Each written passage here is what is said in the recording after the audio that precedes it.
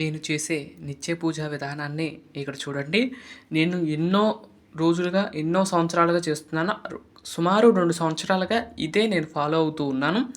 అయితే మీకు కూడా చూపిస్తాను ఎలా చేస్తాను అనేది. చాలా సింపుల్. స్వామివారి కోసం మనం కేటాయించేది ఒక అరగంట.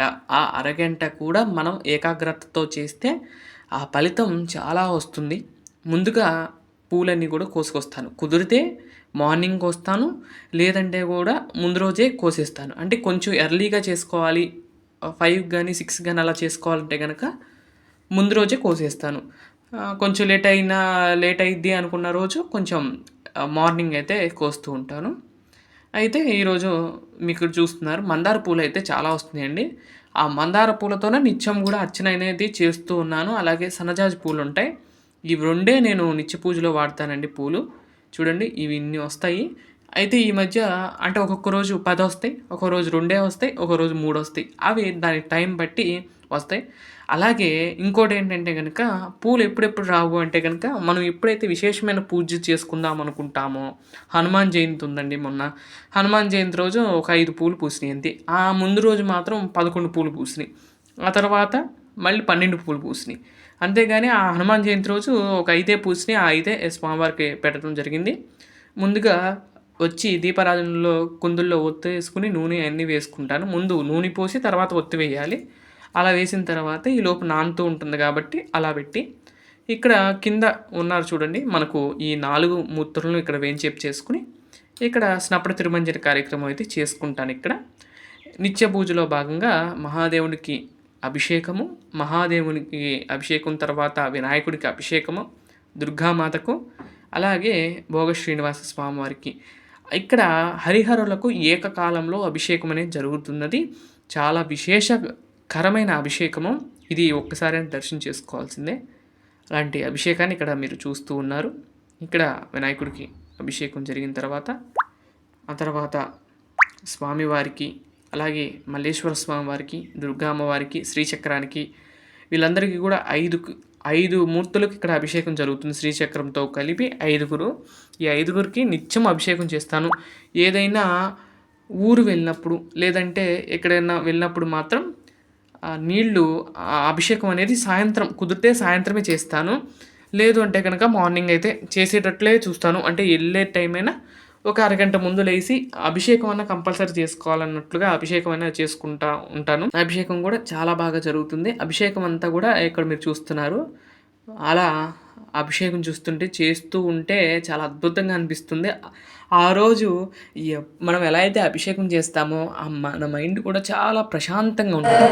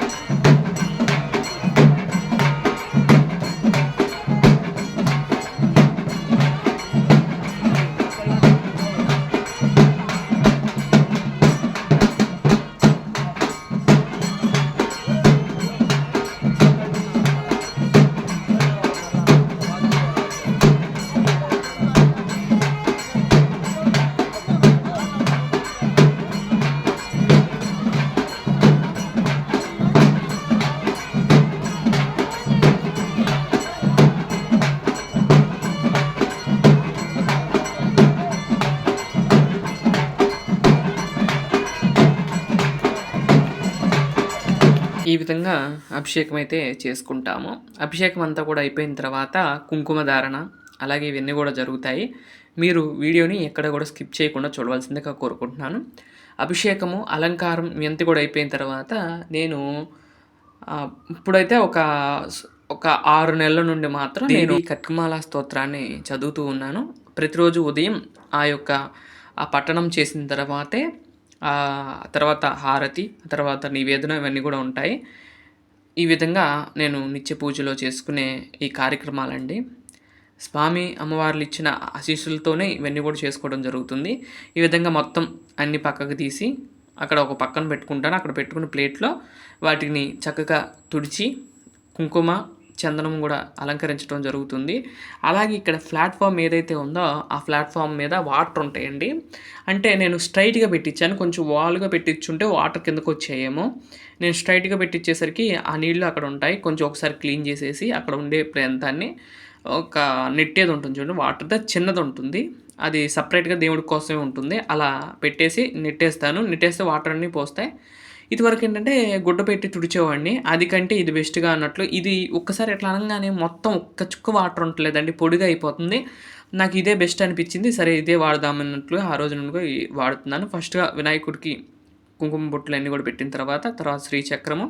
ఆ తర్వాత ఇక్కడ ఇప్పుడు ఇందాకల వెంకటేశ్వర స్వామి ఉన్నారు కదా! ఈ వెంకటేశ్వర స్వామి పైనుంటారు. ఇప్పుడు ఈ 3 మాత్రమే కిందుంటాయండి చూడండి. ఇంకెక్కువ పెట్టుకోదలుచుకోలేదండి నిత్య పూజలో.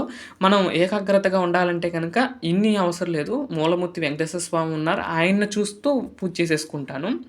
అయితే కింద మాత్రం నిత్య పూజలో భాగంగా పుష్పాన్ని ఉంచి ముగ్గురి దగ్గర ఉంచి అలా పూజ చేసుకుంటూ ఉన్నాను. అమ్మవారికి సన్నజాజులతో అలాగే వినాయకుడికి కూడా ఒక్కొక్క రోజు సన్నజాజులతో అర్చన చేస్తాను. ముగ్గురికి ఏదైనా శనివారం, సోమవారం గానీ, శుక్రవారం వస్తే మాత్రం అమ్మవార్లకి వాళ్ళకి కూడా చేస్తూ ఉన్నాను. ఇక్కడ చూసినట్లయితే మనం ఇక్కడ పూజ చేస్తూ ఉన్నాను సన్నజాజులతో. బానే వస్తుందండి సన్నజాజులు కూడా. వాటి వల్ల కూడా కొంచెం పూలు ఎక్కువగా కనిపిస్తూ ఉన్నాయి.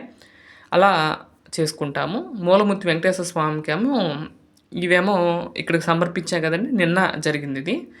అయితే ఆ స్వామివారికేమో మందార పూలతో అలంకరించాను. ఒకరోజు అంటే ప్రతిరోజు మాత్రం కింద మందార పూలు పెట్టి స్వామికి అర్చన చేస్తూ ఉంటాను. ఏమైనా శుక్రవారాలు, సోమవారాలు అలా ఏమన్నా మంచి రోజులొస్తే ఆ రోజు మంచిదైతే శివుడికి వాళ్ళకి కూడా కొంచెం పుష్పార్చనలాగా చేసుకుంటాను ముగ్గురికి. ఈ విధంగా పూజైతే నిత్య పూజలో భాగంగా మేము చేసుకుంటాను. ఇదండి. అలాగే మీరు గూడా చేయటం మొదలుపెట్టండి. నిత్యము ఉదయం లెగిసి చక్కగా పూజ చేసుకుంటే ఒక వారం చేశారనుకోండి, తర్వాత వారం మీరందరికి మీరే లెగిసి వెళ్ళి అభిషేకమును ఇయన్నీ కూడా చేసేసుకుంటారు. చాలా బావుంటుంది. ఒక్కరోజు మాత్రం మనకు కొంచెం కష్టంగా ఉంటుందండి. తర్వాత అంతా కూడా మనకి ఈజీగా ఉంటుంది. అన్ని అలంకారాలు చేసుకోవచ్చు. ప్రశాంతంగా స్వామివారి కోసం ఒక అరగంట కేటాయించి మీరు పూజ చేసుకోండి. చక్కగా ఆ స్వామివారి యొక్క అనుగ్రహాన్ని మీరందరూ కూడా పొందాలని నేను మనస్ఫూర్తిగా కోరుకుంటూ, చూసినట్లయితే ఈ విధంగా ధూపదీప నైవేద్యాలన్నీ కూడా సమర్పించడం జరుగుతుంది. అలాగే ఆ రోజు ఏముంటే అదండి. బెల్లం గడ్డ ఉంటే బెల్లం గడ్డ, లేదంటే గనక మామిడి పండ్లు, లేదంటే విశేషంగా నివేదనలైతే నేను చాలా తక్కువ. నేను నివేదనలకు ప్రయారిటీ ఇవ్వను. ఆ రోజు ఎంతసేపు స్వామి దగ్గరున్నామో, ఎంతసేపు గడిపాము, ఎంతసేపు స్వామిలో ఏకాగ్రతగా చేసుకున్నాము అనేదే నేను నమ్ముతూ ఉంటాను. ఆ సమయం మాత్రం అలా నిత్య పూజలో బాగా చేసుకుంటాను. అలాగే నివేదన అంతా కూడా అయిపోయినాక జలం చూపించి, ఆ తర్వాత ఆ నివేదన అంతా కూడా పూర్తయిన తర్వాత ధూపదీప నైవేద్యాలతో స్వామివార్లకు ఈ విధంగా చేసుకుంటాను. ఈ విధంగా నిత్య పూజా విధానం అనేది నాది ఇలా ఉంటుంది. మీకు ఎలా అనిపించింది? నచ్చిందా లేదా అనేది తప్పకుండా కామెంట్ చేయండి. ఆ యొక్క అమ్మవారి యొక్క ఆశీస్సులు, మహాదేవుడి యొక్క ఆశీస్సులు, వినాయకుడి యొక్క ఆశీస్సులు మీ మీద ఎల్లప్పుడూ ఉండాలని నేను మనస్ఫూర్తిగా కోరుకుంటూ, మరొక మంచి వీడియోతో రేపటి వీడియోలో కలుస్తాను. అంతవరకు సెలవు. నమస్కారం. ఓం నమో వెంకటేశాయ. స్వామివారికి ఇచ్చిన ఆ కర్పూర హారతిని మీరు కూడా కళ్ళకద్దుకుని స్వామివారి యొక్క ఆశీస్సులు పొందాలని నేను కోరుకుంటున్నాను.